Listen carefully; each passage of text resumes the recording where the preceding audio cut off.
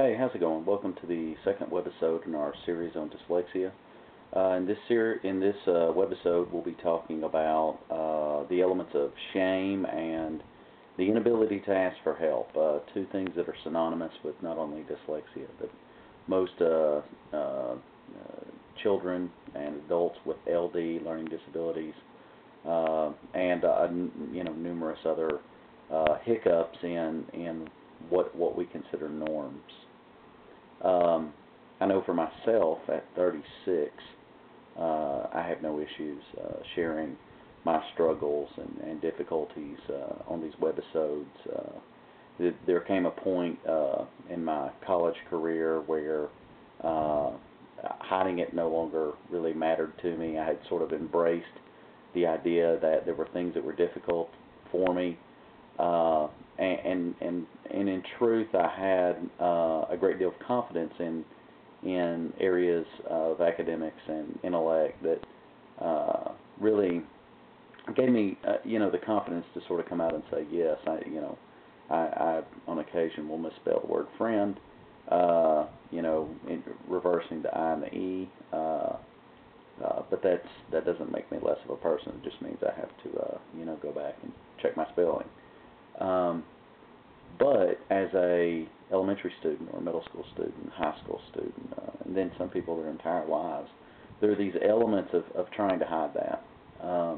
You'll find that many kids will play games in school. Games like, I don't really care if I make A's. Well, because they're killing themselves to try to make a C. Or I really don't know how to spell beautiful. I'm just going to make it pretty, right? I mean, and in a way, many students, not just students with disabilities, play this game. But it's this coping that shows us that there's just not a comfort with expressing that you don't know the answer. And for your average student, that's not always pleasant, but at least it's not like an indicator that something's wrong with you. And that's where we get into the shame factor and the difficulty in asking for help is, where does that line of I don't know the answer end and the line of this is a manifestation of my disability and it embarrasses me begin, right?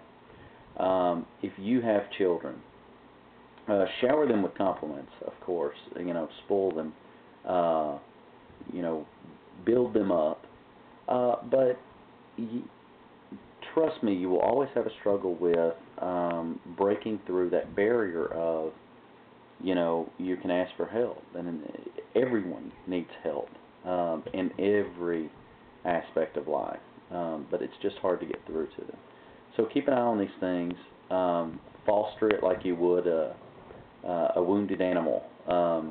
Because they won't get over it overnight. There's no magic words you can say. There's nothing you can do to change the fact that that'll always be there.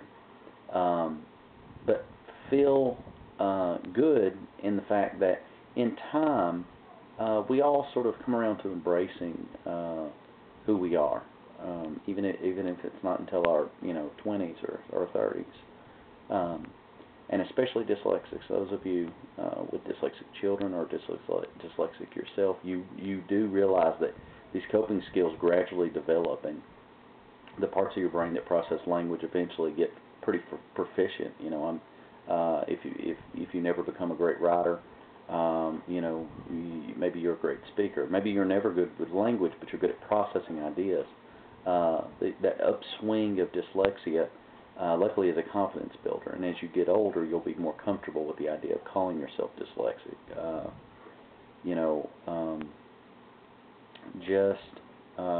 On the issue of shame and asking for help, remind your children that there's nothing to be ashamed of, that everyone needs help, and that still won't quite break into it, but you need to say the words. You need to be understanding. You need to allow them to play their games at time where they're going to play the relaxed, I don't really care about school game. Just make sure you're keeping an eye on them and make, that they are doing the work and they are in their own way trying. Just don't worry if they struggle.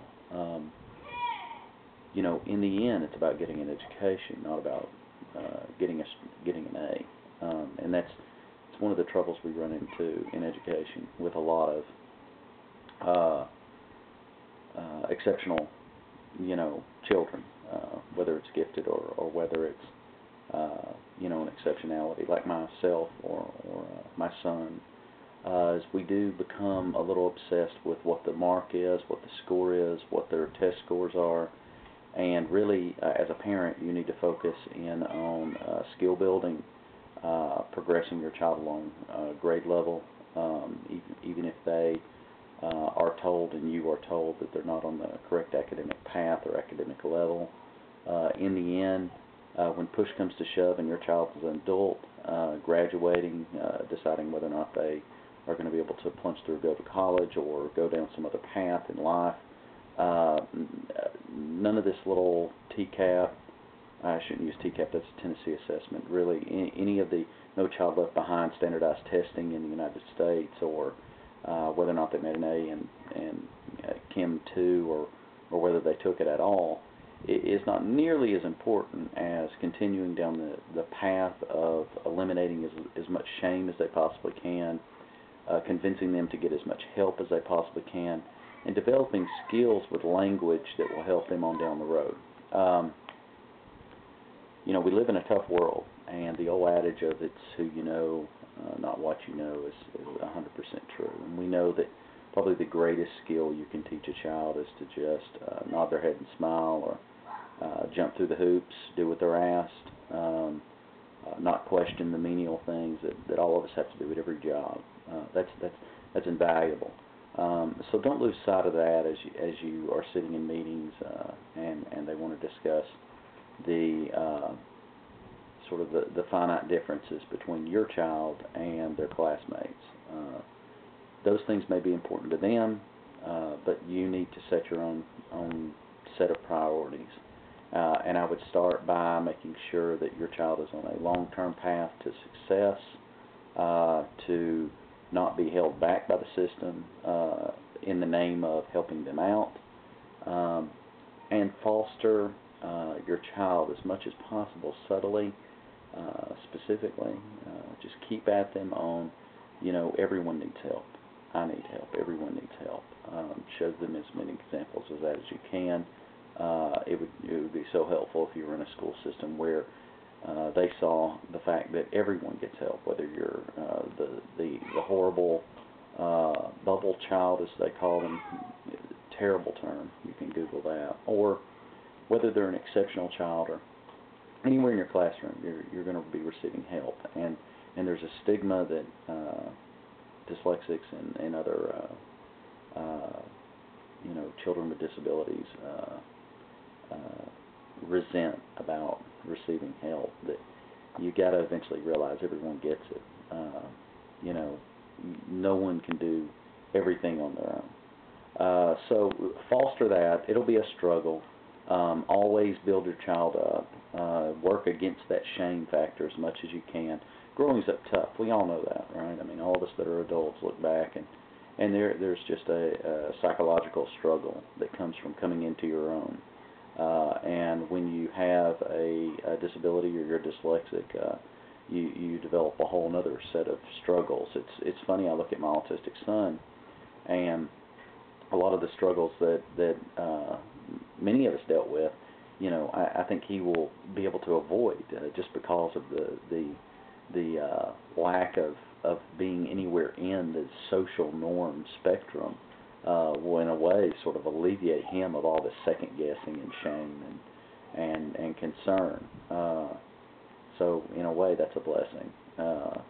But just remember, on shame and asking for help, foster your child as much as possible. Show them as many examples of you having to ask for help. But be patient. Both those things will exist. There's just no way of getting around them. And keep an eye on your school system.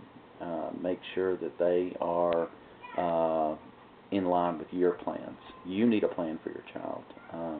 You need a long-term set of goals and expectations, and you need to make that clear to the people educating your child in the public school system, that this is your expectation and that you're unconcerned with with our priorities and paperwork and all the little checklist things that they have to jump through their hoops. That has nothing to do with the life of your child and the quality of life that your child can obtain, whether that's being a school teacher and a published author like myself, or being Steve Jobs. There's no limitation to your exceptional child, and you need to remember that, because when they start getting on to you about how quickly they can read, or how quickly they can't read, you need to remember long-term plan.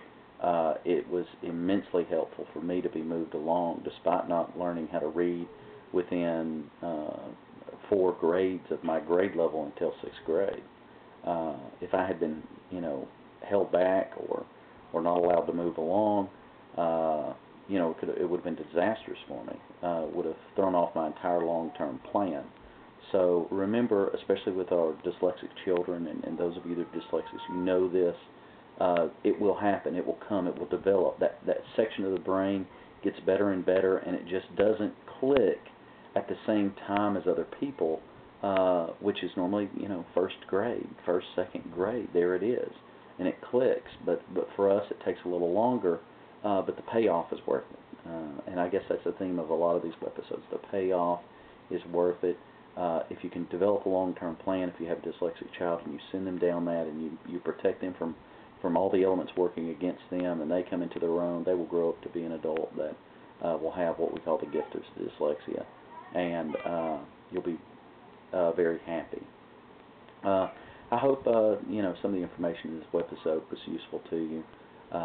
Again, foster your child, show them some concern, give them examples of people asking for help, but have some understanding. This is going to be a psychological struggle and a social struggle. It's just like any child, really, but it's sort of exaggerated, and everything funnels back to the dyslexia. Everything funnels back to the LD or whatever it is. It's an easy area to say, well, this is why they do, and it is true that it sort of exacerbates the situation. But in the end, we all have these same struggles. None of us like to ask for help, and all of us are never proud of our shortcomings and the few things we're not good at. Just remember, encourage them, the things they are good at, be patient, and just be a positive impact on their lives. If you have any questions, leave them down here below. Send them to me at my website, rockyperry.com. If you have ideas for later webisodes, let me know. We'll be doing several more episodes. The next one will be out next weekend. Look for it. Find us on Facebook, Rocky P. Perry, and all that good stuff. Again, I hope I help.